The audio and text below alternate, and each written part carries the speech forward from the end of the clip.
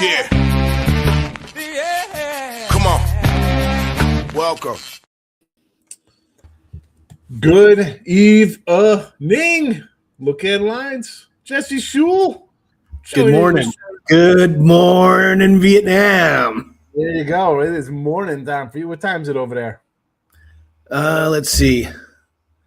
10:15. 10:15, bright and early in the morning. It just seems I was with you 6 hours ago.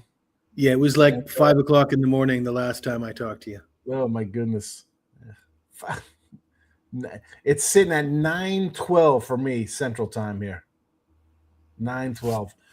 We're going to roll out some look-ahead lines. So, pending now, we do have the Steelers and the Ravens going at it here, and there were some early lines on these guys' games, depending on where they go. I know, Jess, you said you had the Frymouth props. You got a side or total on anything in this game tonight, or what? I said, I gave out my free play on the Ravens in the video, along with the Frymouth prop. But, the client plays. I have Gainwell, which is already cashed as long as he's not going backwards.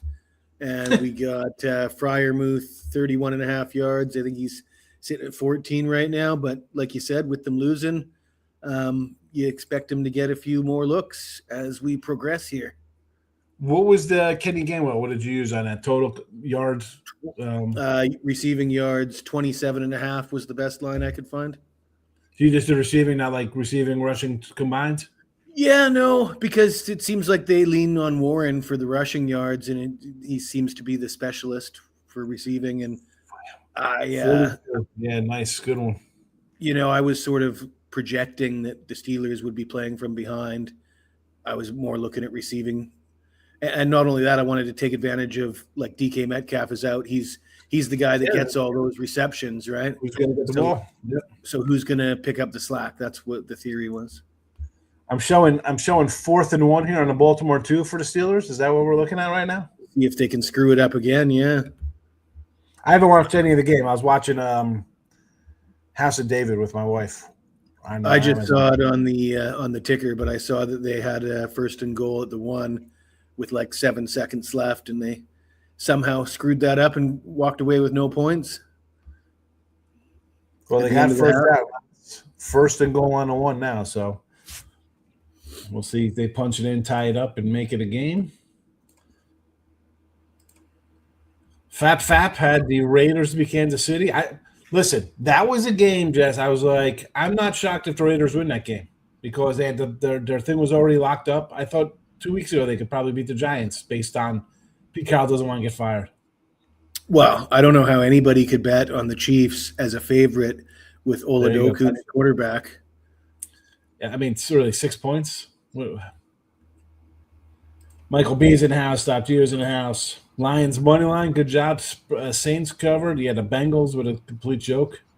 St. Mary. Oh, you did mention the St. Mary's. I had 2 winners today in college, man. Did you get any college hoops today, Jess? Or I had the under in St. Mary's, and it only went over by about 25 points. I had Seed Hall under 142. I think it ended like 110. That was a dead fire under. It was like 141.5 or something. I had a Tulane under 156.5. I think that was pretty much sailed under as well.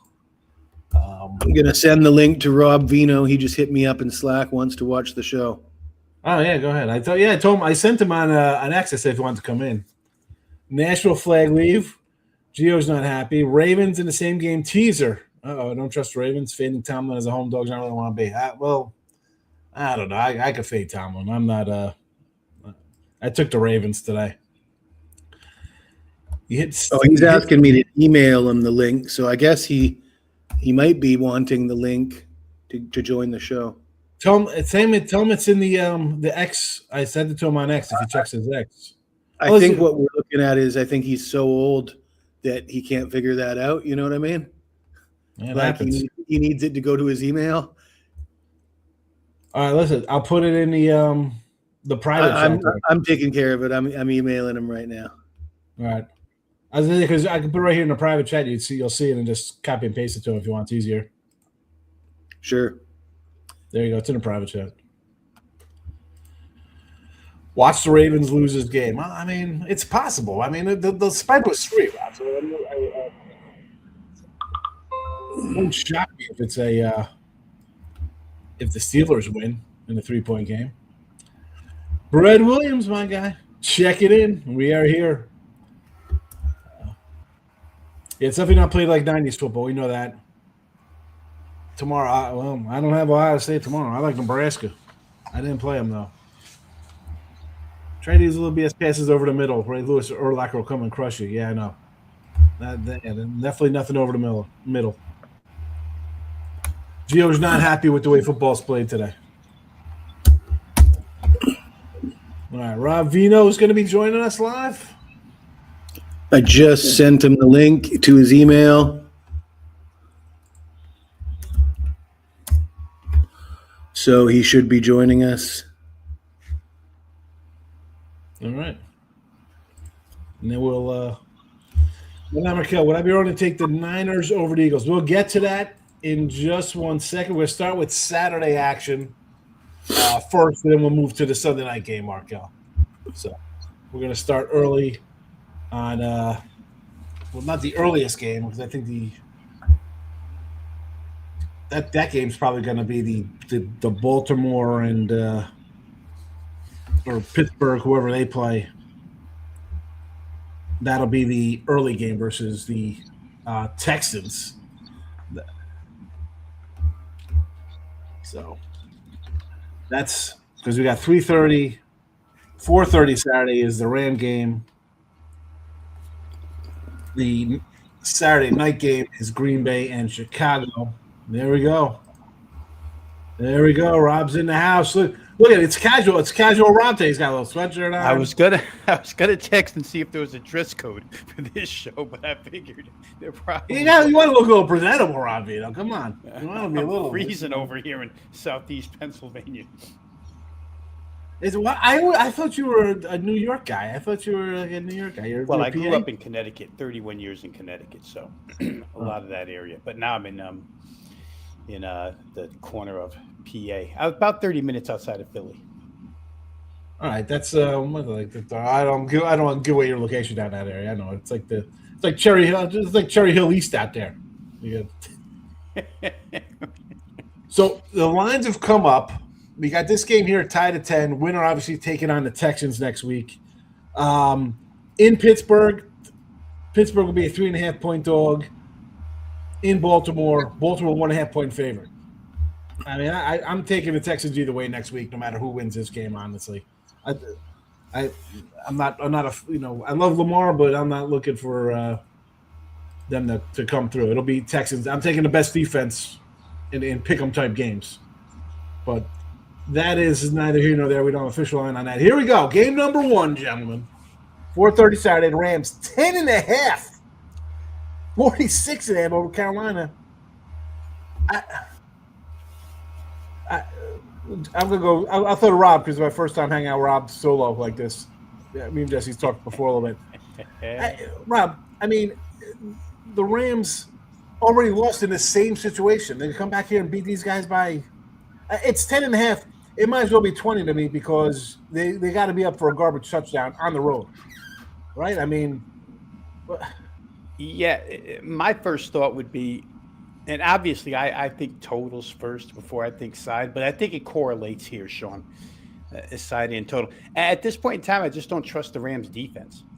To me, that's a team that has to, I mean, obviously you have to outscore anybody to win a game, but for the Rams to win, they have to post high 20s, 28-31. They got to be in that vicinity to win games. Because their defense is going to give up 20 plus. Today should have been a day where they put the clamps on Arizona. They couldn't. Game was actually close late. They pull away a little bit, but Carolina scored on them the first time around. I know there's film, coaches make adjustments, et cetera, but I don't know. 46.5 is under the key of 47. I would look over in that game and. I'd have trouble laying 10 just because of the Ram defense at this point in time. Yeah, 31-28 last time, Jess. And as Rob said, you thought today's game would be And they did pull away late. It was 20-20, and then they scored 17 unanswered there. But Rob mentions the defense. Look at this defense here for the Rams. 20, 27, 38, 34, 17. I was at Arizona. 31. And then we got some – they looked a little better. But, I mean, you're talking Tampa Bay, 7 points, that Seattle game. I mean, a lot of crooked numbers down the stretch. I'll enjoy the 10 in the over here. 10 plus and the over. No? It's Carolina or nothing for me. I mean, at home against a team that they've already beaten once. They do have the things that Carolina does well seem to be a little bit dependable. Like, their offensive line's played quite well. Rico Dowd, the rushing game is played quite well. Can they hang with the Rams at home? I'd hope so. I think what you look for, guys, here, the Rams defensively are almost like a one-trick pony at this point in time. That pass rush is really good. But beyond that, the back seven is horrendous. So if they can't protect Young, if they can't open a couple holes for Dowdle, Carolina could sustain drives and keep Stafford off the field a little bit. But I would think that game gets up and over. I think that total is going to get pushed up, to tell you the truth. We'll have to check weather. But Carolina should be good. North Carolina, we'll see. But I don't know, man. That just seems too low to me, the way the Rams are playing lately. So let's do the math. If it's 46.5, what is Carolina's team total? Like 19 and a half? 17 and a half? It's moved to 10. It's moved to 10 flat since I did this not 3 minutes ago. The line's come down in 5 minutes. So it's about 28, 18 and a half. Maybe they probably make the 17 and a half juice to the over? Yes, probably. Because 18 and a half is meaningless. And then that way they can set the other side at 28 and a half and make you really think, because they took 27 and 28 away from you. Yeah. Next game up. Well, we got an interception. Who's that? Lamar threw an interception there? Yeah, looks that way. To a defensive lineman, apparently. Here it is in the chat. Here we go. Teaser action. Stop geoengineering. Panthers plus 17 over 40.5. 6-point teaser. What could possibly go wrong with that one? That should be fine. That should be an automatic winner. Right? I mean, look, you're giving me 17 points to a home team in a playoff game and a 40 total. Why? How is it? Let's just say, how is this losing? What is happening here? That this game is 27-13? No way. Even that's a win. Have to do a lot wrong, right? Panthers would have to do a lot wrong, turnover-wise, short field-wise, giving it to the Rams. I mean, 17 points. I like it, Gio. Let's go. We teaser it up. We'll do that on Teaser Tuesday. It'll be a great show there. Game number 2. I guess this is the rubber match, right? Third time's a charm here. Packers, Bears, 8 p.m. Saturday night. Going at it. Packers 1.5-point favorite. 47.5 on the total. FanDuel's with a pick 'em. DraftKings with the 1.5. Again, Caesars and MGM. Bears favored 1.5 of those two joints. So you want to take some points there with the Pack, you get a point. I don't look at this as a 24-23 kind of game. I think whoever is winning is probably going to win by 3 or more. So I would just money line whoever you like. I'm kind of torn on this one, Jess. I mean, the Bears didn't look all that great today, but I don't know how to take that game. It's probably not good they lost to Detroit twice. I don't know about you guys, but when I see a team completely dominate another team for the first 3 quarters and then blow it late with inexplicable circumstances, like your quarterback gets knocked out, if you get a rematch against that said team and you're healthy, I usually like said team. So Green Bay it is. If they, if they're fully healthy coming into that game, if Jordan Love is injury designation. I'm sure Love is going to play in that game. No, Rob, right? I mean, they had them both out today for. Yeah, I think for precautionary, it didn't mean it. They were locked into the 7. Didn't matter. I would expect them to play. It's hard to, for me at least, guys, to make heads or tails of what that Bears loss was today? Is it just the fact that Dan Campbell knows Johnson that well? Because they beat him badly twice now. I mean, the score is close, but the game was 16-0. The Bears tried one of those freakish comebacks like the one that they got a couple of weeks back, miracle comeback against Green Bay. But is it Campbell?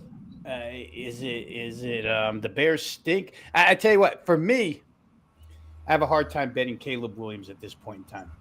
That's just if the Bears can line it up and run the football, let's say the way they ran it against the Eagles right down their throats, then that's a different story. But I don't know if that's going to happen here. We'll have to see what the Love status is. This is a difficult game. I got to say, this is a difficult game because Green Bay's been in the weeds lately.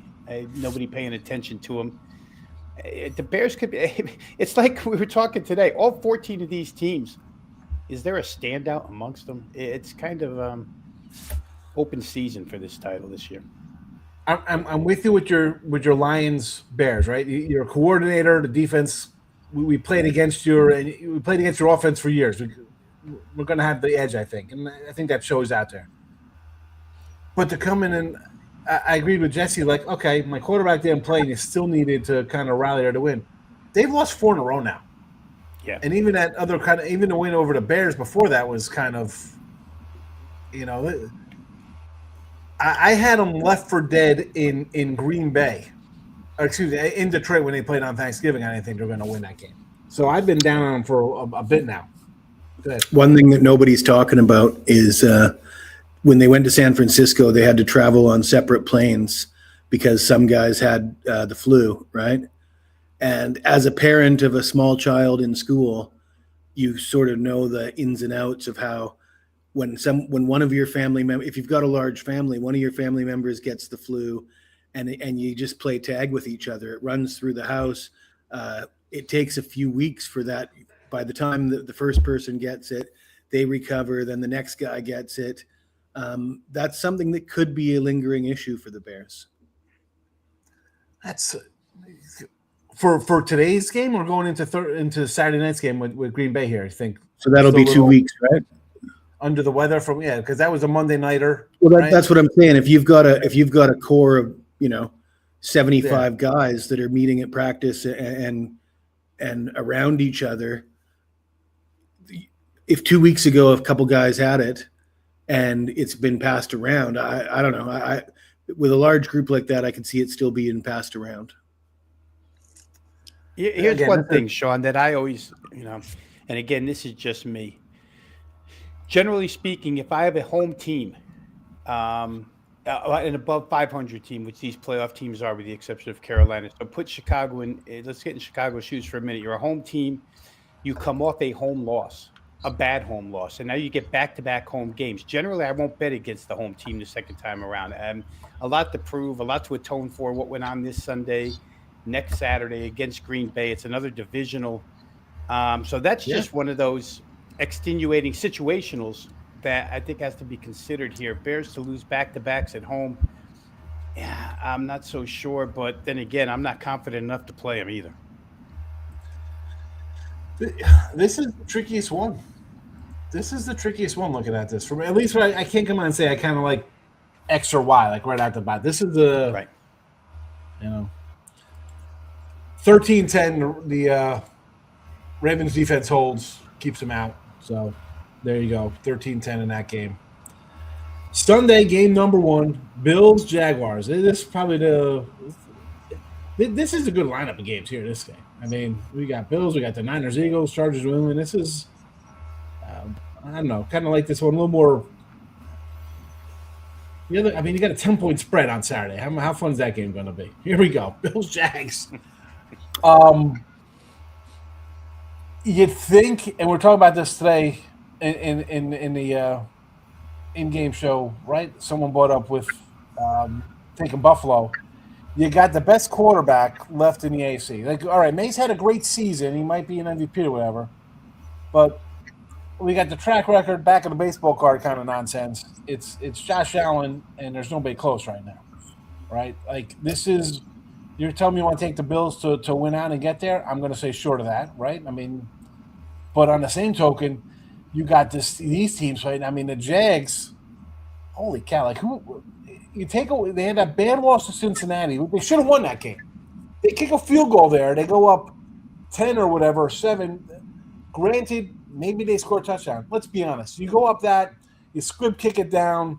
Easton Stick had thrown 4 interceptions in a quarter anyway. That guy, or whoever that is, Jake Browning, whoever the hell the quarterback is for them. They win that game. They have like one bad loss on the resume. Everything else is like a close kind of loss. Like, I don't know. Boy, I don't want my Josh Allen bias to come out, but I want to take the Jags here. Like, I like the Jags. Like, who's talked about them? They're home. They were home dog. They're 13-4, 14 wins. What is their record?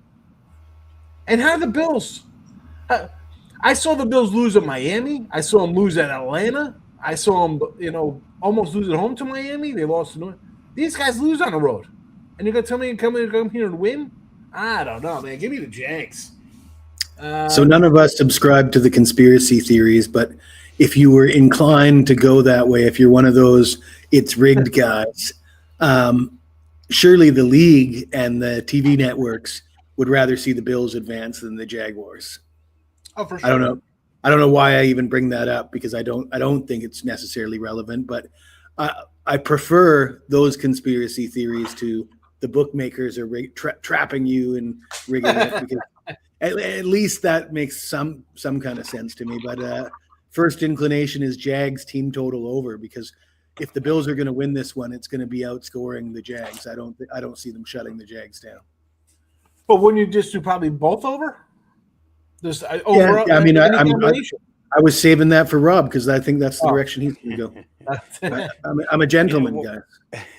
When we talked earlier today on the Wager Talk show, the number was 50.5, right? And 51's a key number, and that was available to us a few hours ago. It's not available anymore.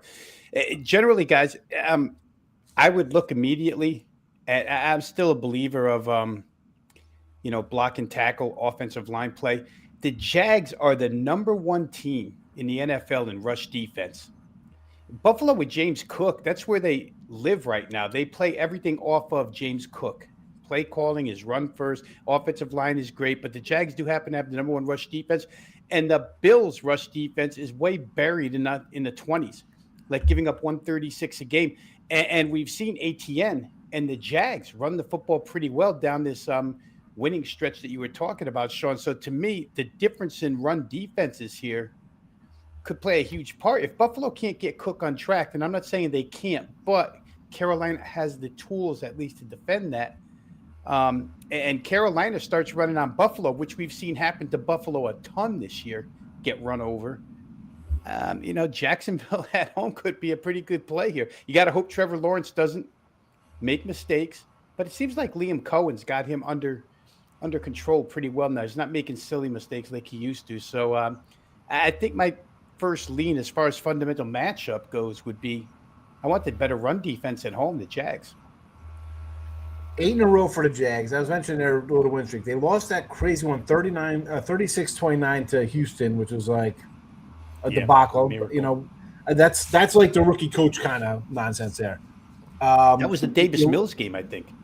Came off the bench, brought him back. The Rams spanked you, which I'll give any team a mulligan for a bad game. Everybody has like the game they get walloped by like 20, like, oh, they look terrible.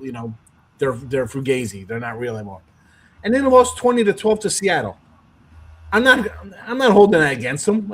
I mean Seattle's they got a bye week, but I think we all agree they're a pretty solid team. If the Texans aren't the best defense, after what we saw last night, you got to put Seattle as the top defensive squad probably overall in the league.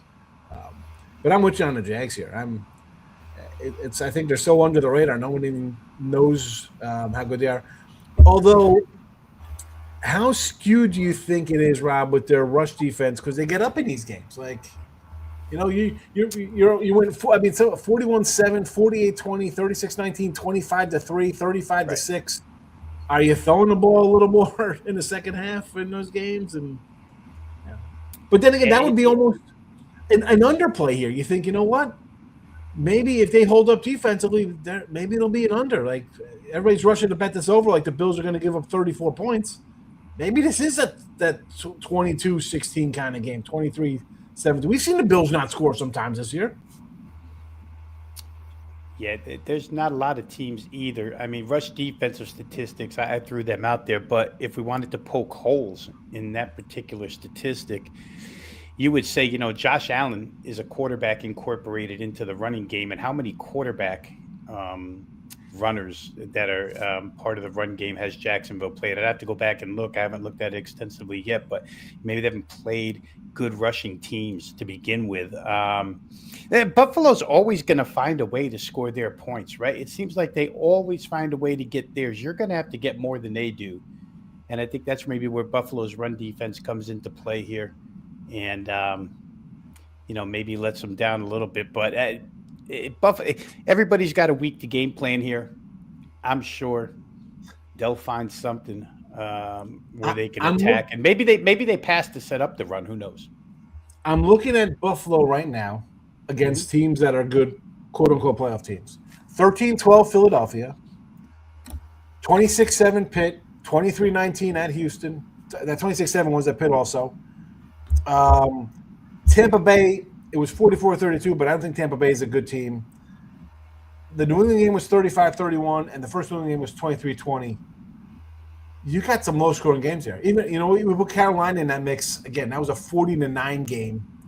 Everywhere else, low scoring. I mean, the Ravens game was 41-40. We see the Ravens, their defense this year.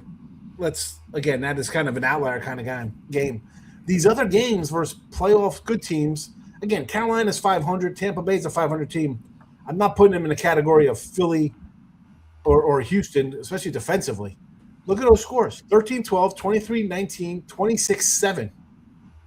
I mean, I don't think we're going to see a 50-point game. I look at those. I'm like, you know what? I'm going to come in on the under in this one, believe it or not. I think people are just so enamored with Allen and they're going to score points and bad defense. I'm going under. That's it. You get it right now. 51.5. I'm locking it in. That's it. Taking it. You can't stop me. Can't stop me. Can't. Yeah, there's a 50 here. Bet Online's got 52.5. 52 flat. Sorry. Yeah, see, and the 52 is a push, but you have two extremely key numbers where totals are concerned, 51 and 52, that are working for you 4 hours later than when we first talked about it, where they were working for you if you bet over. So got to be careful. A lot of games land on 51, so under becomes way more of a thought for a play. And if you wanted to bet Jacksonville, guys, you don't run to the window and bet them right away, right? The public's not going to bet Jacksonville. They're afraid to bet Jacksonville. They're all going to bet Buffalo. So you sit back, right, if you like the Jags. Yeah, I'm taking this under now. I don't think I'll get better than 52. And even if I do, I don't care. This is bet it up, like Momo's thinking this is going to be some kind of easy no-brainer. Regarding the Jags run defense, just off the top of my head, over the last, in the Josh Allen era, it strikes me that the Bills have faced, a handful of teams that have been top run defenses and found a way to run, just they're going to get their 100, 150 yards. I don't care who you are kind of thing. And I'd be inclined to lean that way. I'd be shocked if the Bills were held under 100 rushing yards in this game. I think that's where Josh Allen comes in, right? I mean, they're just a different team because they have that's built into their game plan every week, the quarterback run. Not many teams have that. I mean, the Ravens have had it in the past, but there's not. Again, not looking at Jacksonville's schedule in front of me right this second, but I don't know how many quarterbacks they played that have run threats on every play the way Josh Allen is. And like I said, and I know you just agreed with it, Buffalo just finds a way to get theirs. Somehow, some way they get theirs. Whatever. Not today. Not today, Satan. Sean, they could still get it, and it could still stay under at the price. Oh, yeah, I know. Exactly. It could be, 27-24, you win. Yeah. It could be 34-17, I'd still win. It's just based on the numbers, if money does come in on the Bills and they get to 2.5, that might sort of open up a chance to get a pretty good number on the Jags team total over if you like that. Like if you like the Jags. Mm-hmm. Next game up, 4:30 Sunday, Niners and Eagles. You know, the Eagles today almost pulled it out late there again, backup quarterback. We saw the Niners hurt me the other night. Terrible showing at home. 46 and a half is the total here. You watch that game and the offense, you think you're like, man, just like a dead nuts under after you see the Niners play like that. You're thinking, how do they even score 10 points? I sort of like that a little bit because I just think of the Eagles when I see the Niners play like that. The last game, not that the bias that you just see recent, but right, you see a game like that where they couldn't get a first down. I harken back to when the Eagles came on their bye week against Green Bay and then Detroit the next week and scored like combined 20 points. Like the combined scores were what, 20 to 15 or something, like in those two games. That hook looks tasty, 3.5. But Rob, Jesse knows this about me. And I might have said it on Wager Talk a few times. 3.5s and 7.5s, I want to just unload on a fave and run away. It's not going to be close. It'll be a 10-point plus win for the favorite. And when I see 6.5s and 2.5s on openers now, not on games moving to these numbers, but on openers, I see 2.5, 6.5. I got to take the dog because I just think everybody's saying no. They just got to win by a field goal. They just got to win by a touchdown. It's easy. So I'm always going opposite. They're giving you the hook for a reason, right? Yeah. Like, I want to take the Niners because, one, I think a little better, and you're getting an extra hook on a team. The Eagles, to me, are like Kansas City. Like, they're going to play a 3-point game, so you're going to give me a half, like this game here. At 3.5, you'd be like, wow, you got to take the Steelers. You're getting that extra hook, right? You're getting that in a game you think is going to be close. I don't know. Are the Eagles showing up now, Rob? You're a Philly guy. Let's go. I mean, where's their good game this year? Where is their complete game this year that they played? Now we're going to get it in January? Now let's go, guys. It's January. Let's put on our thinking caps and get ready to defend our Super Bowl run. Now is it a flip the switch team? Are they like that? Well, there is a working theory here in Philadelphia that they have preserved Jalen Hurts in bubble wrap, haven't run him at all this year, so that he would be healthy to run in the playoffs. Whether or not that's true or not, if Kevin Patullo, the OC, is smart enough to do that, I'm not sure. If Sirianni and staff are smart enough to do that, I'm not sure, but maybe they do break Jalen Hurts out. I find this funny, guys. First thing, when you started to mention this game, Sean, I looked up the weather for Sunday, projecting ahead. Should be nice here. I'm looking right now. Game time is 4:30. It's, low 40s, which is fantastic for this time of year in Philly for a playoff game. And then I know it's going to be all over Philly Talk Radio all week long. The last time these two teams met in a playoff game was the game where Philly knocked Brock Purdy out right away. And San Francisco talked for the next year and a half about how they would have beat Philadelphia if they had their quarterback. And the only reason they lost was – so there's animosity here between these two. No doubt. Trent Williams, I remember getting into a fight that day, the left tackle for San Fran. Well, and another reason why San Fran didn't score yesterday, guys, Trent Williams didn't even play. He's as key a left tackle as there is in the league.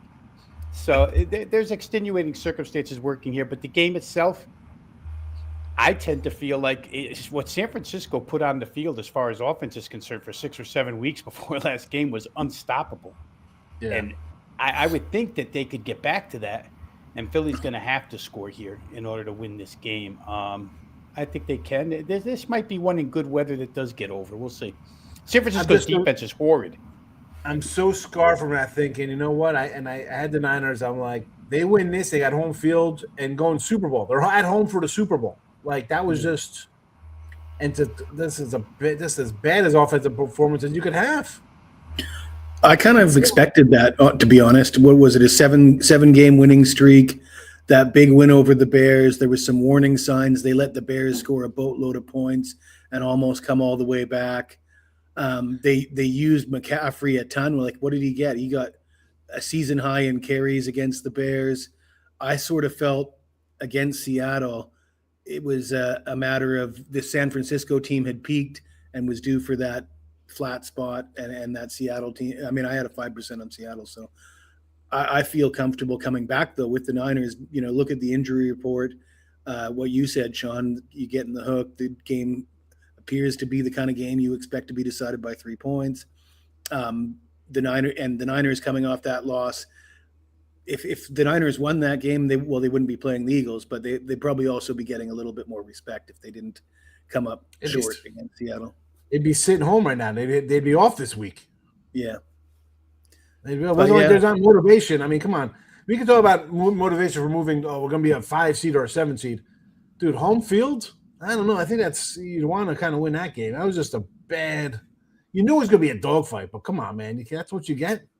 You couldn't score a garbage touchdown. Not that I wanted a garbage. I'm just saying it was already a lost cause. I knew I was in trouble when that line went from like Niners 1 to like getting 2.5. I was like, oh boy, that was not a good sign. But no, that's baseball, Susan. What are we gonna do? Just to make a comparison here, Sean. I mean, I know earlier I talked about not trusting the Rams defense. This San Francisco defense has been just as bad for just as long, and they lost 2 more guys against Seattle. And I don't know how to who was it? Winters, D. Winters, the linebacker, went out of that game.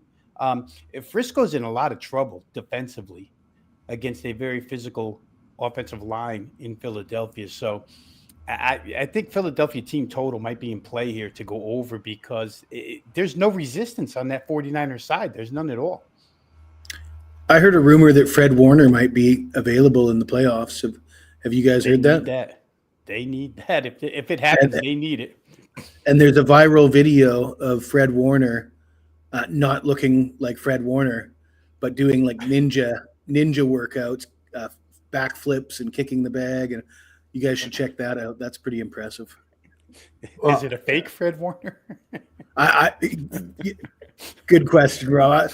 How do you tell the difference these days? I don't know. 38 to Chicago. 27 on Monday night remember people going crazy for that game. I was with Gamer Ansi on Sports Grid that night. We're doing a game and it was like Phillip Rivers, 14 points in first quarter. Like, oh my goodness, this is going to be like some insane game. Obviously slowed down second half, but still 27 in that team. They're 24 to the Titans the week before. Yeah, it's been bad. And even their 26-8 Cleveland, 29 Carolina. All right, that makes sense. 22 to Arizona on the road, 40. They led to 42 to the Rams. Giants, 24 points. You're right, 30 to Tampa Bay. Yeah, this is definitely – they forget about guys getting back. They've had defense all year. It's been bad for a while. It's just – they've played overs consistently. Over with San Francisco for quite a while now. Yeah. Again, you threw out the 13-3 to Seattle. That was a low one, but everything else was right there. It just missed the Cleveland total. Otherwise, they had 34 points. It was 35 because it was Cleveland. But yeah, this is a tricky one for me here. I don't know. I want to take the Niners. I'm scarred. 11 minutes to go in the fourth quarter here. Ravens. 1st and 10, their own 30. So there's that, down 3. I need one more catch for Freiermuth. You got anything in this game, Rob? I had the Ravens team total over 22.5. Got that first touchdown right out of the box. I thought, here we go, and it has been 0 ever since. I got Ravens minus a 3, so I'm not looking good myself either. So we'll see what happens there. Actually, I won 2.5 on one spot, so we'll see how we do. Here we go. The Chargers, 3.5 Sunday night versus New England, total 45.5. I'll tell you what. Here's another 3.5. As much as I want to take, the Faves in this spot, like the Niner game, I want to take the dogs. I think the Niners are better than the Eagles. I think the Chargers are better than New England. I like the offense. The defense, I think, is sneaky good. But here's another team with injuries. Like Jesse brought up today, the offensive line. We're talking about, will they cover the points? And I'm like, and you brought up, the offensive line's second and third stringers have played all year anyway. The second and third stringers are the first stringers now. Like their offensive linemen went out like week 2, never come back for 3 weeks. They're out, so they are an experienced bunch. I like the Chargers here. Now, if I get some kind of crazy weather where it's 15 degrees with swirling winds and like snow, I don't know if I'm really loving the Chargers in that spot. I don't know. Don't you like them even more because the Patriots with Drake May, they rely on that passing game. If it's just strictly a defense and running game, I don't know if that bodes well for this version of the Patriots. I'm taking a South Cali guy and Herbert to go out there. I mean, when's the last time this guy's played in snow or cold? I don't like that. I've seen the dude play with broken ribs and fractured hands. He's a tough SOB, I know that, but I like the offense. I do. I mean, I'm in no hurry to bet against Justin Herbert. You got two decent running backs, and I love the wide receivers. I like Allen. I like Johnson. I like Land McConkey. I like them all. They got some weapons there. So, I guess you like the Chargers. Rob, what do you think? But this game's 8:15 on Sunday night. Yeah. I'm just trying to get weather for you, Sean, real quick. I projected ahead, of course. So 8:00 in Foxborough on next Sunday night. Not bad. 34. It'll range from 31 to 34 during game time. Not bad. No winds to speak of. 6-7 mile an hour winds. So nothing really going on. Seems like a total. I'm kind of partial to the Chargers here just because Jim Harbaugh's got that experience of playing games tight. 3-point game here wouldn't surprise me at all. I think that I think they do need the passing game, though, Sean, to your point. I don't think that if this game is reliant upon just running the football, I don't know that they can get there with just that.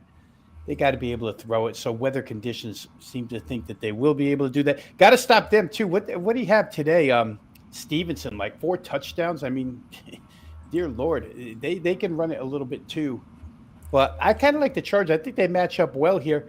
And I heard a great point made between the time we were on together earlier and now that maybe the Chargers sat a lot of guys today because they wanted this matchup. Because their offensive line is banged up. As we mentioned, it's been banged up all year long, so they've been playing with reserves. But the New England pass rush is non-existent. So at least if you have a backup offensive line, at least if the other side can't pressure Justin Herbert, that's a good matchup for you. So maybe something strategic was going on here by Harbaugh to say, hey, we want to get to New England because they're not going to put a lot of heat on our QB here this week.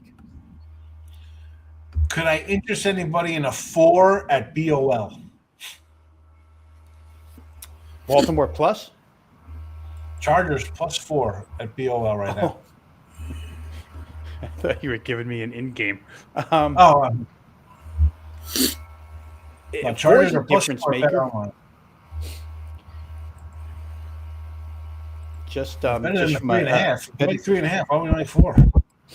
Yeah, four's a big deal. I mean, it turns a loss into a push, if nothing else. A lot of games land on 4. So, yeah, I don't know. We're going to see about this New England team, Sean. I just feel like you have more. And Vrabel, obviously, is a veteran coach, too, who's been there, done that. So, this probably, for me, is the toughest one. But I think I would take points. I mean, I'm with you. I'm with you. I told you I just grabbed the 4 and North Shore there. I don't know. Jesse, again, mute the thing when you blow your nose, Jess. Come on, hit the mute button. I've seen you blow your nose on midday money a few times. I do, yeah, but I mute it though. I don't blow it right out of there. I said, hold on a second. I'm like sneezing. I put the mute button on. I'm live. That's all right. I'm by myself. Come on. Anything else on these games, guys? Well, we got a lot of. I mean, I don't know if we got like 100 comments in this section here. Holy cow! What do they say? People are excited about the Raiders, the number 1 draft pick. Here you go. Last time they had it was Jamarcus Russell. Jamarcus Russell, yeah. Touchdown Ravens, 50-yard bomb.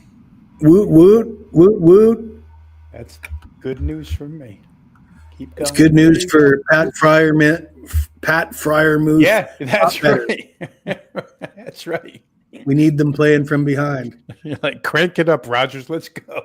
Here, so Mike's a Raider guy here. Are you excited about either one of these quarterbacks? No. That's just me personally, though. But Like, I mean, I know the Raiders. Like, we got to get a franchise. Is this a franchise guy? If the Raiders have made so many holes, traded somebody who's desperate. I'd rather have 3 good guys than one guy who might be, especially a quarterback. Like, let's be honest. As I spit on myself, but I mean, you got at best a 50-50 shot that this guy's going to be a franchise guy. Probably worse than that. When you look at how these guys play out, they take in the first round. No. They should be looking for edge rushers from the Miami Hurricanes or something like that. Like trade, I'm trading that pick. I know the Raider fans might lose their minds. I could go like we're talking about today on the show. There's Tua's out there, your Murray's out there, your Mac Jones, anywhere but one of these guys. I agree. Give me Jameis Winston. I take anybody. College is one thing. How many guys have we seen not? And again, with Mendoza, great Heisman. Maybe he could have thrown for more yardage and had better years if they weren't, blowing people out and running the ball. But there was nothing sexy or fancy about him. I'm not Raiders. It does feel like there's a certain look from college quarterbacks, like a little bit more mature than their peers in college. The guy that seems like he's 4 or 5 years older than the rest of the guys, even though he's not. A little bit of size doesn't hurt. That cocky kind of confidence that I know Baker Mayfield's quite controversial, but when I saw him play at Oklahoma, I was 100% sure his talents would translate into the NFL. Do you see any of those kind of qualities from Mendoza and Dante Moore? Because I don't. I see another Anthony Richardson. A lot of these, and it does seem like people have really gotten into the hope in one hand and poop in the other, like you say, Sean, when they're drafting these guys. Like how did the Colts ever think that Anthony Richardson was going to be the guy? Because for me, watching him in college, I never saw that, not even a flash of that for a second. Yeah, and the difference, and I agree, Anthony Richardson. I mean, and he played 7 games at Florida. Sean, and he was killing as many worms with his passes as he was completing them. I mean, it was just terrible accuracy. Mendoza, for the most part, is accurate. The problem I have with Mendoza is he was nothing at Cal a year ago. And then he gets into this system with Cignetti, and it made him the number 1 pick overall. I'm just not sure on that. He's got size. He's very accurate. Maybe not the strongest arm in the world, but strong enough, and certainly leadership qualities. But he wasn't that good at Cal. I don't know if this is just a system he was dropped into that worked, because the talent around him is great. Talent around him won't be great in in Las Vegas. We'll see. Exactly. I mean, in recent interviews, he looks like an Eagle Scout that just got a badge on his sash or something. Yeah, a good kid. You're not going to find him in the police blotter, that's for sure. Second, maybe you take him in the second round as opposed to number 1. You trade back in, take him at 22 or something. Exactly. I think we're all on the same page. I think if the 3 of us were GMs for the Raiders, we wouldn't be drafting him. We'd be trading that pick to get 3 picks and finding our quarterback somewhere else. If anybody's playing Madden football, and I'm sure everybody who has a Raiders franchise, you're rebuilding, you're trading that pick. You're trading and trying to get better picks for you. This is for Rob here, because I know you do your. I watch your show. I pop in with you guys, you and Adam, right, to do the morning lines there for college hoops. Nebraska storming the court. Although Michael, the coach did say, you don't storm the court. We were favored in that game. We should have won that game. That's not a court storming. I kind of like that out of coach. They got Ohio State. I like Nebraska. I still like them. I'm not an Ohio State guy there. You don't get any games for tomorrow? It's funny because one of their players, Nebraska, Rink Mast, the center, at the post-game press conference said he was a little bit upset that they stormed the court, the fans. I mean, his point was that he thinks that they've done enough now to where the fans should expect to win a game at home like that and not have to storm the court like it's the national championship. So I like that mentality from the players. You want to hear that, though. You don't want to hear it's good for no, what are you talking about? We've been winning. We're good this year. Stop that nonsense. Huge line move in that game tomorrow night too, Sean. Nebraska opened -1 on the road. It's going to Ohio State -2.5, probably based on a lot of that. You have that court Exactly. storming game. Now you travel, et cetera, et cetera. Ohio State's got offensive players, certainly that can do the job here. So we'll see. I would probably look Ohio State. I don't know if 2.5 is out of range now. But situationally, it screams Ohio State, right? Yes. But now it's that's great when it was a pick-up. Now you got to win, Right. and then all of a sudden you don't hear those comments. You're like, oh yeah, these guys stormed the court, but then the players are like, why are they storming the court? They're not doing, they weren't happy with that. So that kind of changes my perception of that spot of it, based on what the coach said and what the players said. Correct me if I'm wrong, but if Nebraska is 15-0, hasn't there been letdown spots along the way during that 15-0 where this is a dead fire letdown spot after they won this game and this game and this game, and still they're 15-0? Yeah, I think the biggest problem with Nebraska, this happens to a lot of college basketball teams early season because of the preseason tournaments and you're playing these non-conference schedules. They haven't been on the road. Everything they've done has been at home in Pinnacle Arena. They just haven't. Oh, this is going to be their first road game? No. They won at Illinois, and they won on the neutrals. They beat Oklahoma, New Mexico, and K-State on neutrals. And the neutrals are played. It's hard to take them with a grain of salt because they're played one game after another. So you don't really know, and they're at weird time frames. But the one road game at Illinois is a big win. You can't discount that one. Illinois is a really good basketball team that could go Elite Eight. And and in that stretch there, they beat Creighton by 21, which, okay, you can look down on Creighton a little bit. Still a real school. You followed that up with a 30-point win over Wisconsin. Still, you won by 30 over. Wisconsin's not freaking some bottom feeder, and they're It's a usually good pretty team. decent. It's a conference game. It's a good team. Yeah, and then you won that, and then you followed that up with and that was on the road. You followed that up with a 23-point win against North Dakota, but still, you didn't take the pedal off. You won by 30 there, basically. Covered the number, 29.5. You covered it. Or you didn't cover that 29.5, but still. I don't know, tricky game. Rob, me personally, like a lot of the marquee games like that, sometimes I shy away from because I think the line's going to be just so sharp anyway. The people love it because it's on TV, ESPN, it's Big Monday, it's Super Tuesday, it's, we got this matchup, or that line everybody knows about, maybe not Nebraska, but if it was like Duke, Kansas, those kind of schools, the lines are going to be where they're going to be. And it's just like, you think you got an edge.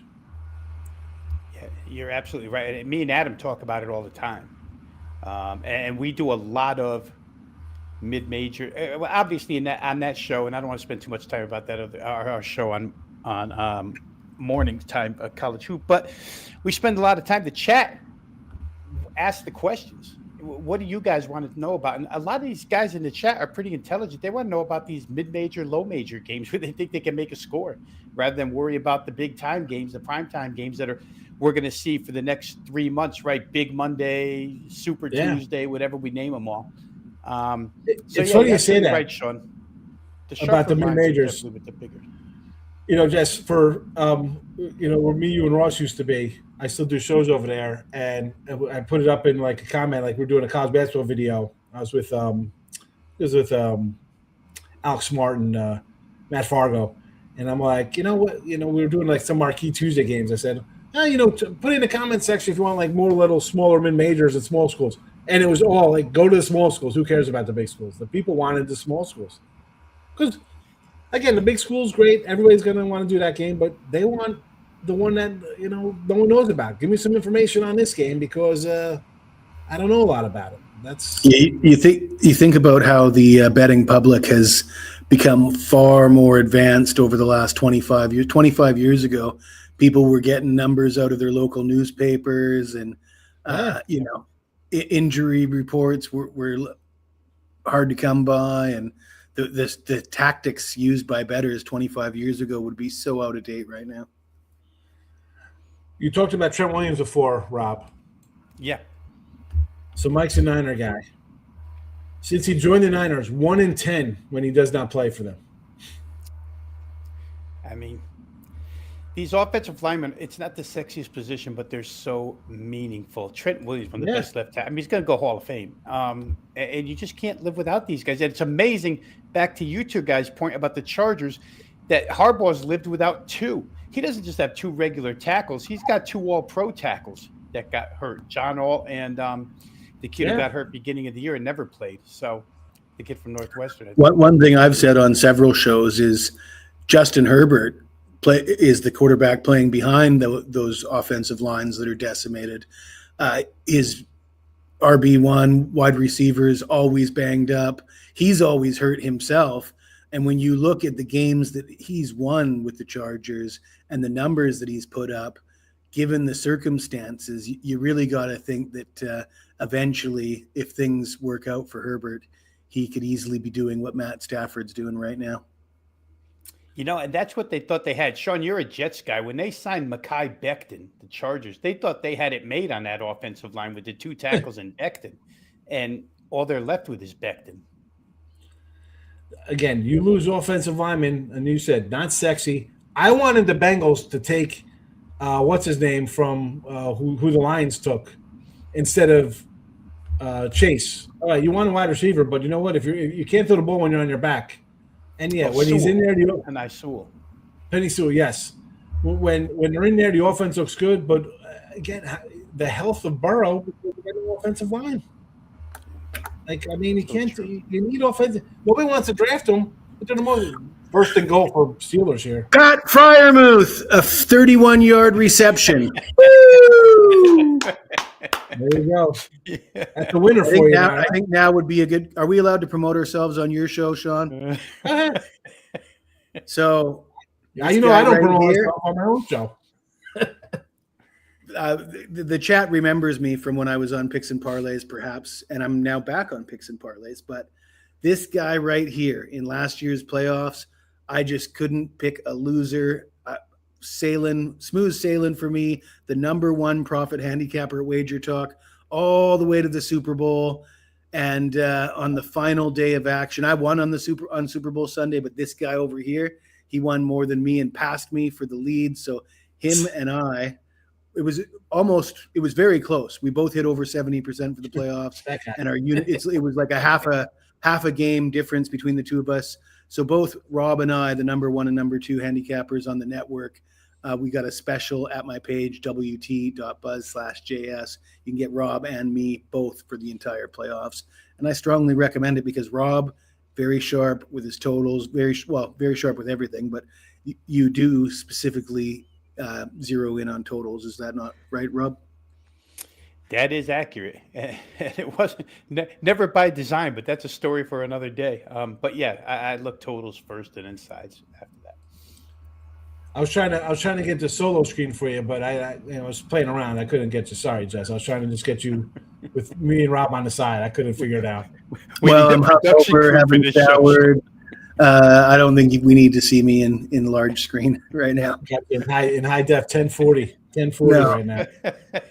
I might still have a booger in my beard after blowing my nose and not muting the mic. I mean, we got a little tissue in your stubble. You're a good seller. My wife was like, "I was showing this." Like, I was really good. Jesse told everybody how good I did because I don't ever say anything. Well, we all know how difficult it is to win. So when you got good records, you definitely want to let people know. And there's a lot of guys that talk about winning all the time, whether they're winning or not. And if you have that trust that you've developed, which I'm sure that you do with your own audience, Sean, that if you establish the trust, so guys know that you're not the type to brag when you're not doing well. I mean, that's quite important. Al Cervic, I love it. Caddyshack, great movie. Yeah, NFL, no idea how to handle quarterbacks. They can't develop them now. They sort of said can't develop a quarterback. It's terrible. It just is. Here's some Anthony Richards. Oh my goodness, King. Now listen, King D's a big Colts guy, so he was really happy first half of the year, but not so much the second. Anthony Richardson's terrible. Come on. We got Buckeye talk here for Ohio State tomorrow. Oh, he wants. It's only 2.5. He's already laying 3. Small schools, big money. Yes, absolutely. Yeah, Adam Now, had a play today. A client played today on Mercyhurst. Anybody in the chat know who Mercyhurst is? The Mercyhurst Lakers. Mercyhurst, nice. I had two good ones in college basketball. I had the Hall under and Tulane under. So nice 2-0 my totals there in college basketball. I mean, Rob, I used to fire like 17 games like on a Tuesday, like 26 on a Saturday, like a lot, like just rapid fire. I started this year, the opening day, I think I had like 13 games. I went like 6-8 or something like that, 14 games. And I'm still like, I'm over 500 record wise, but I'm still down like a half a unit or something, So touchdown there, Steelers. There you go, Steeler fans. We're gonna come down. It's gonna come down to that field goal. It's gonna come down to that half hook. I find myself now doing like less. I don't know why, and it's for any sport for either of you guys. You come out in something, you're like blazing hot. Like NFL, I'm 7-3 the first week. I'm firing nonstop for the rest of the season. Right? You feel good about it. I feel like college basketball came out like ho hum. I haven't really feel like not forcing, but I'm like, you know what? My first run through the board, I like these 4 games. I'll keep these 4. I'm not gonna keep digging. Whereas other times, I'm like, you see the board, and you're like, forget it. I got 11. I'm rolling them out today. Or I'm not. You're not stopping. Do you find yourself, depending on how a season starts, does that like kind of transpire you throughout the season, Ron? You know what? Probably not. I don't. It's kind of like it's not like at all really like being at a craps table and when you're rolling press. Yeah, exactly. Yes. In sports handicapping, I don't find myself having a big week and hitting the pedal the week after. I may feel a little more confident, but I don't know that I play any more games. It's interesting you talked about college basketball, though, Sean. I won't take up too much time here, but a few years back, I was playing college basketball for bigger amounts, bigger volume percentages, whatever. And what I found that year was it was a bad year. It was bad up until about February. And the following year, I didn't even play a game until January because the way these seasons, I may be, older than the rest, but to me, it seems like these seasons overlap quicker and quicker every year. And I just couldn't put enough focus into November college hoops when we have college football, NFL football, when you're so deep into that. And I was doing an NBA show at the time. This year, I committed to Adam to do the show, so I started prep real early. It's just not the easiest thing to do all 4 sports. And to those who add hockey to it, and Jesse, I think you play hockey as well. God bless you guys because I could never get involved in hockey as a 5th sport this time of year. I mean, listen, I'll just say real fast, just let you go. I've had 12. I bet 12 hockey games this year and 11 NBA games this year. That's it. Go ahead. I was gonna say you can't do anything. It's tough. When I say I bet hockey, though, at this time of the year, college hoops and hockey, you're going to get 1 or 2 a week from me, 1 or 2 plays a week. So don't be subscribing to my monthly hockey or college basketball right now because the plays will be. I look at the lines every day, and if something jumps out, but when you're so focused on college and pro football. That's where my focus is going to be. But my 10% of focus still allows me to come up with a couple plays here and there, and I've done all right with that. But yeah, when you were talking, Sean, about when you're on a roll, do you get more confident and fire with more games? I find it to be the opposite. I find when I'm trying to get on a roll, I'm looking for more angles and putting out more. And once I hit that stride, I want to isolate it. I feel very confident in the games I'm putting out, but I just want to limit it to maybe 2 or 3 games a weekend. I should say more of like this. If I like on a day for like the start, like I have like X amount of games and that's it. We're going. I'm just saying from the standpoint of if I start out really good in those games, obviously 2, 3, 4 days in a row, especially like college basketball or something like that, you obviously see the board really well. That's just going to compound and be like, I got my numbers down, you're set, right? But, this year is different from last year. Things change. So when I start just 500, I start 6-8, 3-2, 3-2, 1-3, 4-6, 7-3, and just kind of not go anywhere. I'm like, you know what? Obviously, I'm off somewhere. I'm losing with a good number. I go to the free throws. They look, that's the worst part. You start losing, you're like, oh my God, I lost by a point. What happened here? And you see you went 17 of 29 from the line. You're like, I couldn't hit one damn free throw for a half point. So then we got another big touchdown. No way. 70-yarder here, 63 yards. I find myself now, Rob, like, again, I get into like the gamma god superstition. So I'm going 4 or 5 games. I'm going 3-2 every day, 3-0, 3-1-1. I'm just going to keep going at it. I'm like, you know what? I found a couple. If I'm done at 735 games and I didn't even get to the other ones, you know what? I feel good.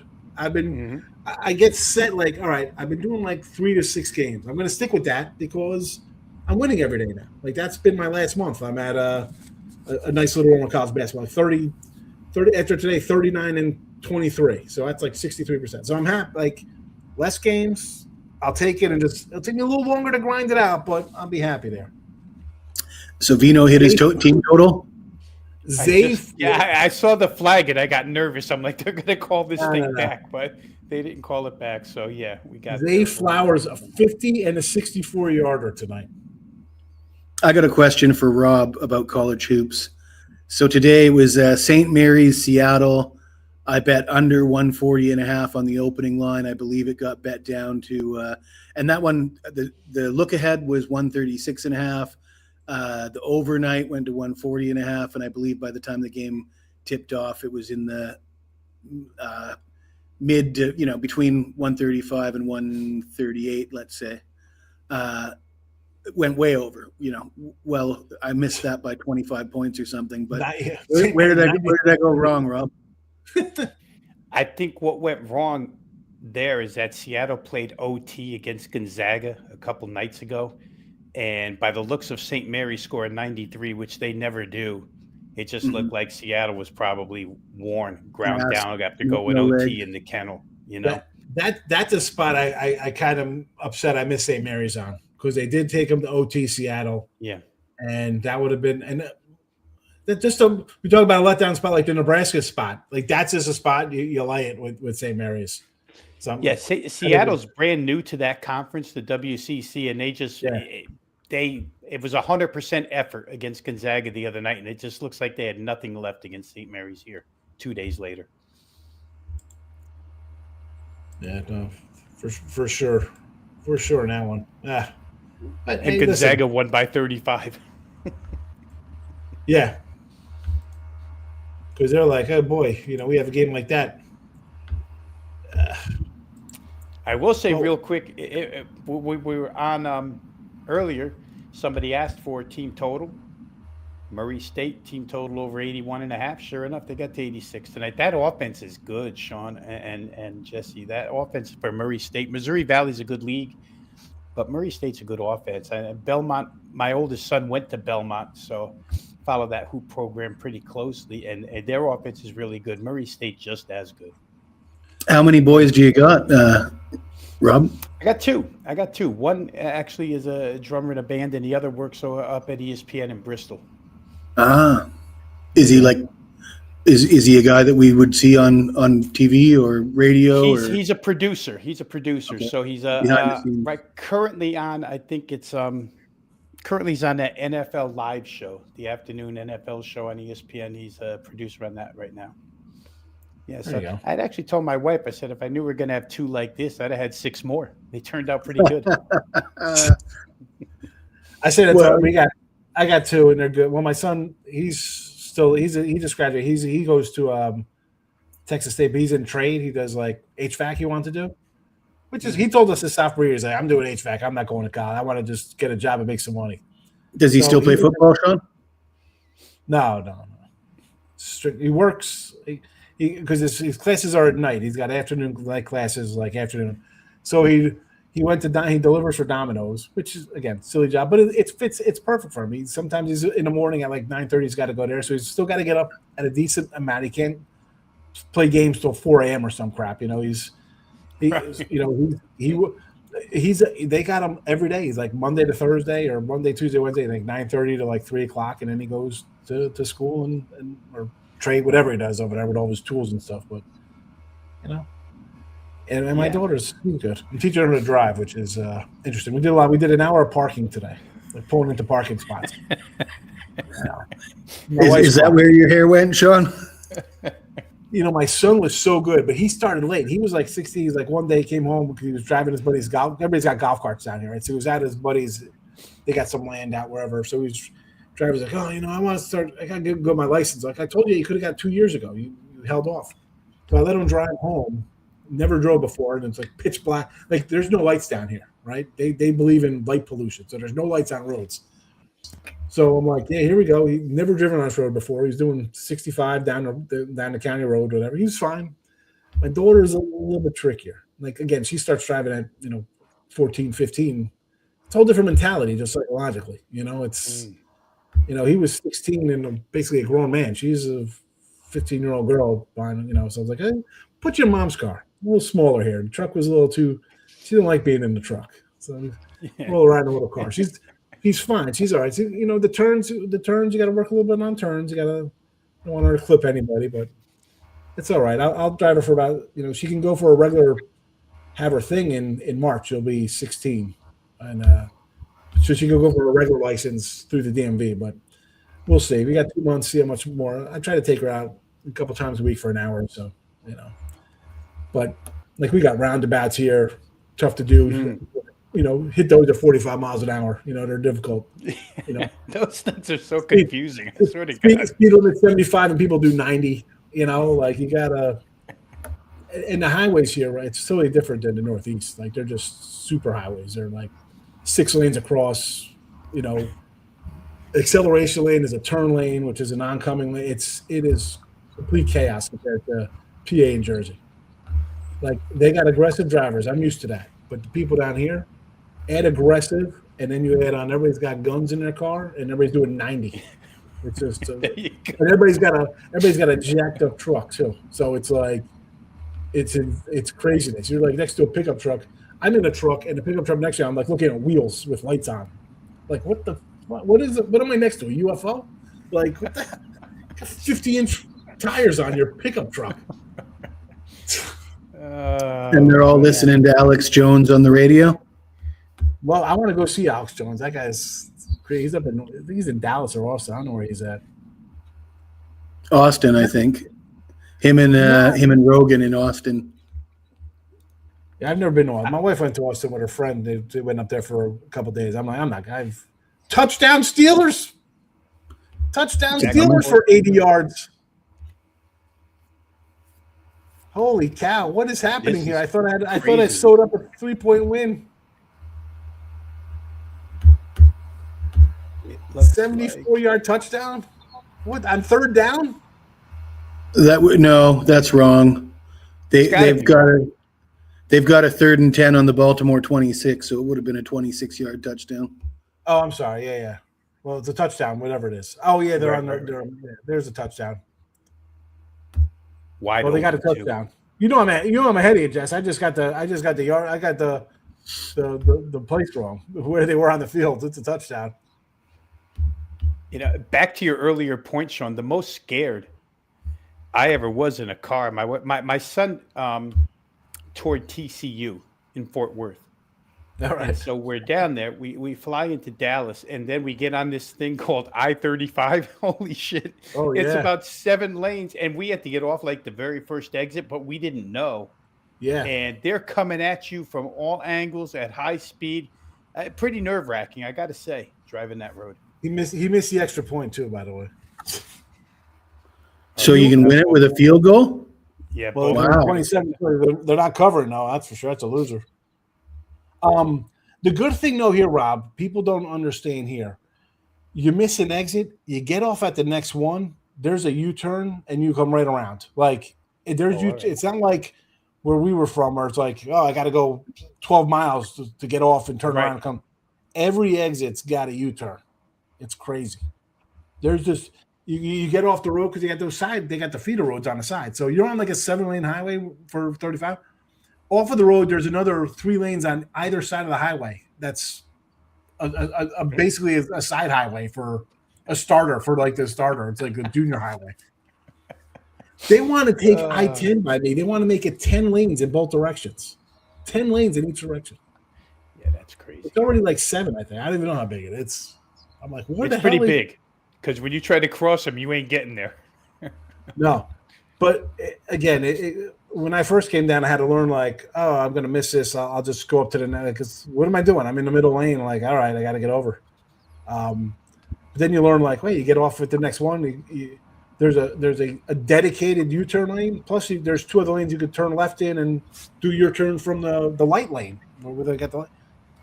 So the roads aren't bad like that, but they're just enormous and insane driving. Take some training. It takes the Jersey Turnpike and like stuff like that, makes it look like it's like amateur. It's like, oh, this is for children. It's like, this is the tricycles on here. This is nothing. Here we go. Vegas makes enough money by cheating. No need to give them the donations. Look at this. It runs it back 40 yards. Yeah, Richie. Richie P's up. He's in Texas. He's north of me here. Yeah, no lights down here. Tell him, Richie, no lights on the roads. They don't like the lights down here.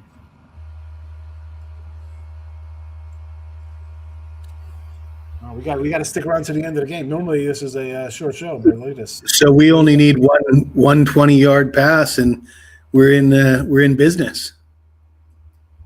They got no timeouts left, right? It's Baltimore's got all 3. Oh, do they? All right. Pittsburgh. Oh man, now we're 10 yards away from field goal range. The 2nd and 3 on a 45. I'm looking at. I mean, we're gonna get a field goal attempt by the looks of things. You should. Yeah, I mean, with 3 timeouts, they got enough time to run 6 more plays. Do you run the ball with Derrick Henry? He's got 125 yards rushing. Does a bear shit in the woods, Sean? Listen. Harbaugh's been known to not run the guy sometimes. I mean, I've still got the KC game in my head from when KC went in and beat. I got a penalty there, pushes him back to midfield. We got a KC beat Buffalo, and Buffalo ran all over them, and Baltimore ran for the first quarter, and decided not to run the game over again. They decided not to run it for the game. Come on. What are you doing? KC couldn't stop the run. They couldn't stop the run, Kansas City. And you stopped running the ball in the first quarter. You know, we didn't mention it earlier when we were going over the games, but how big of a weapon is Cam Little when you can kick field goals from 67 yards for the Jags? 60, yeah, for the Jaguars. Outdoors. Niner fan says game's over already. So he's throwing out his 2 cents early here. Mr. Parlay, SF Niner. Change your name to SF Niner Parlay. Yeah, you were trying to figure out how many winners he had in those parlays. He could have been like 60 and 15 straight up, maybe. Yeah. I saw earlier he said he lost another one today, too, he said, since the show ended. 20 seconds left in this game from midfield. 4th down. I got 3rd and 7 on a 50 here.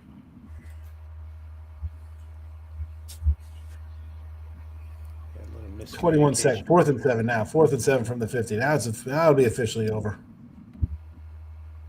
So in hindsight, running Derrick Henry would have been a better plan. I'm just saying. Yeah. They got that illegal motion penalty, false, and they threw him out of whack. Oh, Lamar.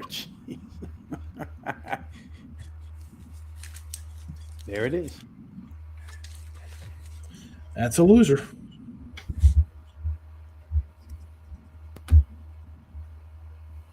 No. So what did we Oh, so they're the team that's going to play Houston. Yeah, if that's the way you started this thing, Sean. And just to throw my 2 cents in, I would be on Houston as well, even on the road. Wouldn't matter to me. Yeah. I mean, against the Steelers, I don't care. I'm laying it. 3.5. And what about weather? Does that bother you? Snow or something?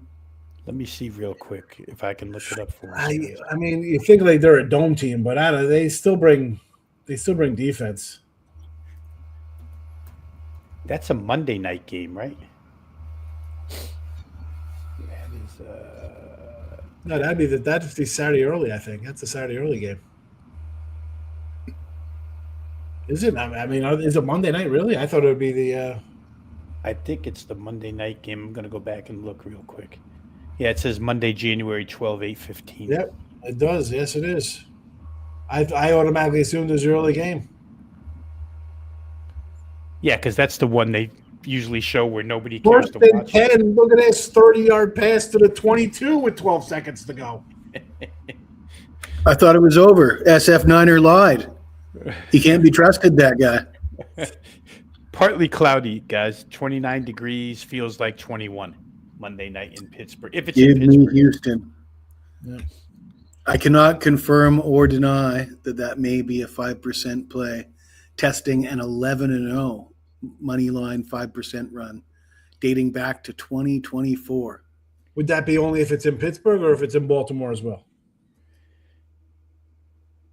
Baltimore, there'll be a 1.5 point dog in Baltimore. I like against Baltimore maybe even better because I think Lamar just, even though he's made some plays today, his overall game looks like shit to me.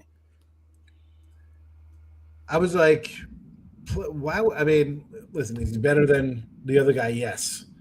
But he's playing with like a back contusion, like it's 20 degrees. Like anytime this guy gets hit, he's got to be feeling that. Well, and against the Texans defense, you'd think he's going to look real bad.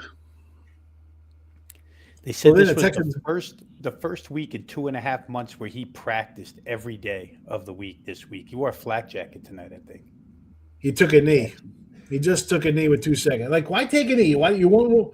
Let's back up the ball 3 yards instead of running Derrick Henry up the middle for 4 yards. And he might break it and get in there. You lose 3 yards to make it. That's ridiculous. To make it a 45-yard field goal. Yeah, they're not gimmies. They're not gimmies. No, but exactly. Why didn't you just run it?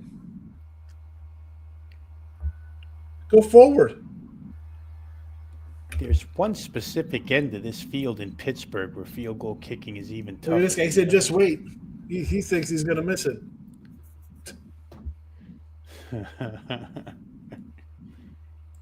Gary's in the house. Pittsburgh win, Texas blows them out. I like Texas. They got the defense. Texas got the defense. They're in the game. I'll take a shot with a team with a defense every game. He missed it. He missed it. There you go. He missed it. Just wait, Jesse. That was a foolish decision to kneel in that spot. I mean, that was absolute. An incomplete pass would have been better. Right.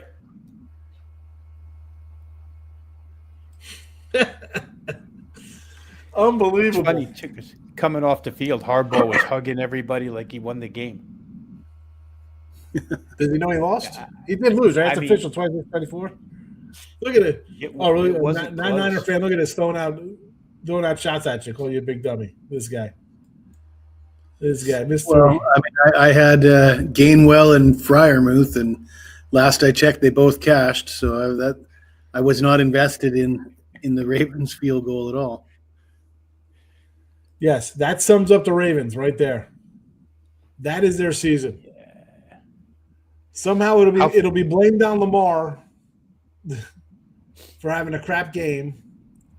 No talk about the defense or the guy missing a field goal to win it. Marched him down the field, had him right there. How crazy is it that we're talking about Raheem Morris a few hours ago and he gets fired right after we end that show? Yeah. How crazy is it that they were chanting for Mike Tomlin's job and all he does is get you to the playoffs with the crap roster, no talent. And the crazy thing with Morris, again, it's not like I'm saying the guy's a great coach. You lose your quote unquote franchise quarterback. You bring in a relic, and it's somehow your fault. Like, again, that makes no sense to me. You just don't get a lot of time anymore as a coach. Like, you get 3 years, and if you ain't got us where we thought we were supposed to be in 3 years, we're moving on. It's crazy. It's a rough life. It appears that the players didn't like him very much. There was a clip of Drake London scoring a touchdown, then running straight to Morris and basically telling him he's a bitch, yelling at him. I don't know what that was about, but it's funny. I saw Joe Burrow doing that to Zach Taylor too on the bench a couple of weeks ago. Yeah, he's probably not going to last long either. Yeah, he's got to be out of there. Did you see Joe Burrow's press conference today? I did not. No, what did he say? I could reenact it for you.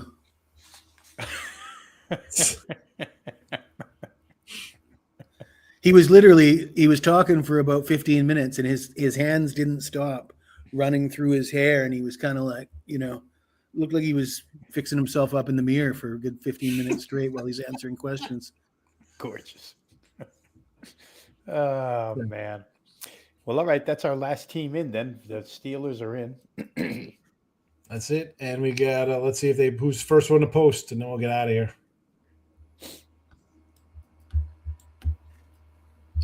I mean, the look heads were already up, so I mean, we should be Houston. It should be 3.5, 38.5. Look like what it was at.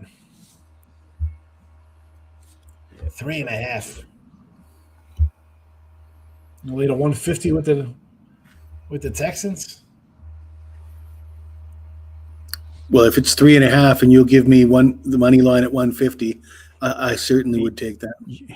Oh yeah, you know what? That's old school thinking, because it's probably gonna be 2-1 now, right? Because the old days it would be like, three used to be like a 130. There it is, 2.5 coming up at DraftKings, 2.5, 39.5. Yep. At 2.5, you will get a 150 though. I remember the old days that used to be like a 125, 130 tops out of 3, right? It used to be. I mean, a lot of things used to be on the East Coast. Like baseball was 6.5, 7.5, 8, 9 baseball lines. So it's nobody crazy. would figure those out nowadays. And no one knows where, like, not to bring up Fez, like he's like, oh, if you're not betting minus 105s or 110s, you're a loser. Like, you don't have a choice. Like, the common person. And it's really everybody now, because if you use any of these books, that's what they are. It's like, oh, we could bump to 115. Nobody's going to complain. It's minus 115. Oh, yeah. There was a lot of money to be made betting hockey before they had these stupid shootouts that they have now. But back in the day when overtime ended after 5 minutes and it was a tie, and they were offering plus a half and minus a half goal on the games, it was a lot of guys took advantage of that, and I was one of them. T-Money hates Lamar. I want to say a drug addict at 70 with one arm just beat Lamar. I'm not a big Lamar fan myself. I'm sorry. I guess you must have missed. I didn't see Lamar. Can someone pull up Lamar missing the field goal? I mean, what are you talking about, T-Money? I mean, he didn't execute the kneel properly, Sean. He kneeled too far back. The guy missed 6 games this year. He missed 6 games. He was injured. Smith had to call that play, right? Arthur Smith called that back up 3 yards and kneel down. Let's make it tougher on our kicker here. Oh, my goodness. What are we doing? There we go. Yeah, 2 it happened to 15, already went to 20 cents. Yep. So might be on its way to 3. Makes sense. All right, gents. I'll let you guys go. You stayed the whole time, Rob. I appreciate it. Thank you. Thanks for the invite, Sean. Thank you for the invite. I do it all the time. Normally, Jesse usually pops in the chat because he's up having breakfast or something.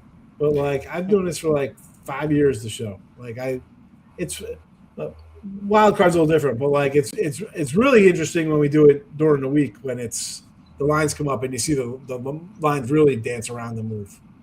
And what was it, 2 years ago, Sean, that you had that massive year by getting the good lines by doing this? Yeah, 64%. It was crazy.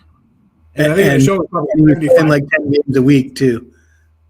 Like that was like 200 games that year, right, or something like that. Yeah, Rob. I had to see. I'd have 12 or 13 games a week, and every week was the worst week. Would have been like an 8-4 week, like just. And they were all sides and totals, like just running it. Yeah, it was a good season. But again, that's with the lines. People don't want to bet early lines. You come on, you guys know if you basketball lines are up. We're just talking about the Ohio State line. You could add them plus. You could add them 1.5. Now you got to win by 3. That's 4 points. Yeah, just strictly for our own. In fact, Houston just went to 3 now. 3 minus 105. That's how quick that vacated.